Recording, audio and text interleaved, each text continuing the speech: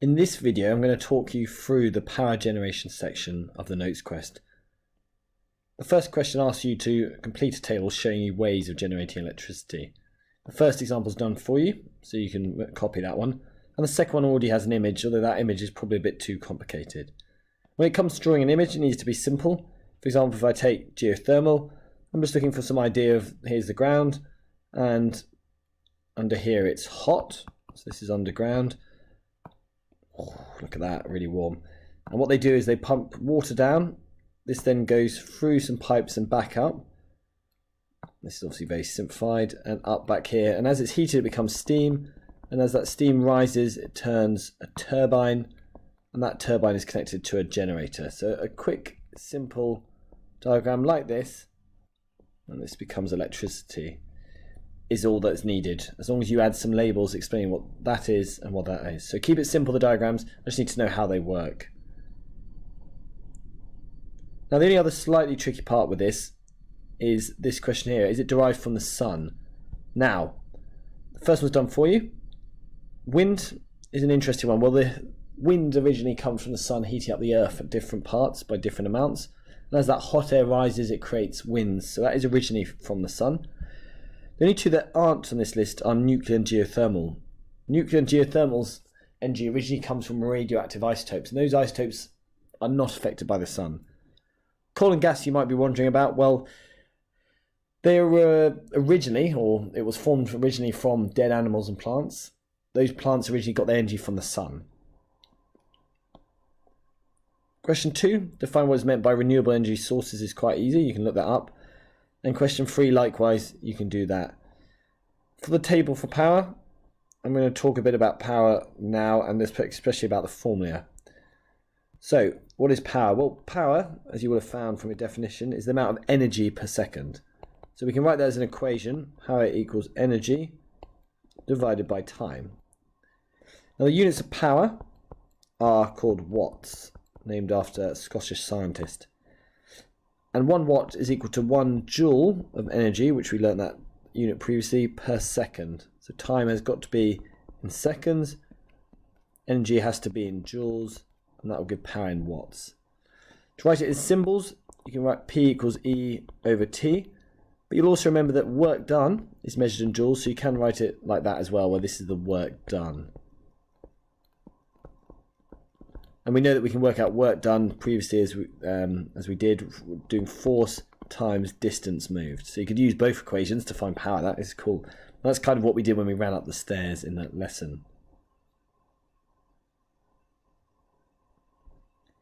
So that covers those questions there and the formula there. And if we now look at the sample questions, we'll see what we need to do here. And it takes you through it step by step, and I'm not going to give you the answers, so I'm just going to help you out and guide you on the way, and then you need to finish it. Read these to help. So to answer this question, I need to write the formula for power. So I'm going to go and do that straight away over here. And the formula for power is energy divided by time, and of course you can write it in symbols, provided you know the symbols. And then show working and numbers in the formula. So what I'm trying to do here is find my energy. Now there's a speed, but that's not in my equation, so that's just a red herring or a trick. Over here, we can see that it has the kinetic energy. Hello, energy, that's useful. And it also has time. So I go back to my equation, we have the energy, 200,000, and we have the time. You can then do the rest to work out the power. Do not forget the units, which are watts. You can write them out in full or just write capital W. In fact, you might have seen that on the back of your chargers, on your hairdryers, or whatever you use at home, often has the power rating. Going down a bit further, we now have a light bulb question. Exactly the same approach. You're looking for the energy and you're dividing it by the time. The only slightly more complicated one is question 3, and it requires you to use another equation, gravitational potential energy formula.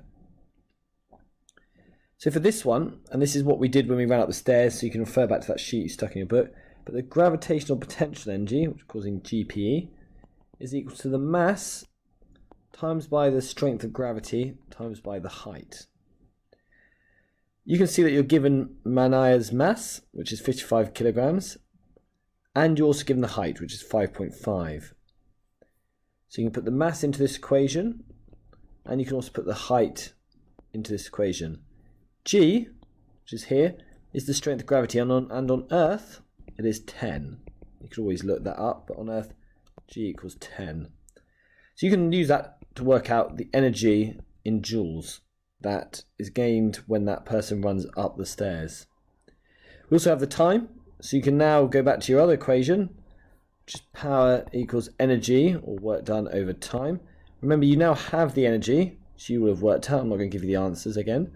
And you also have the time from the equation, so you can then just put the numbers in to get the power in watts. And this is what we did when we ran up the stairs. Remember, you measured the height of the stairs by measuring one stair and times it by the number of stairs. You then timed how long you took, and you could use your height and your mass.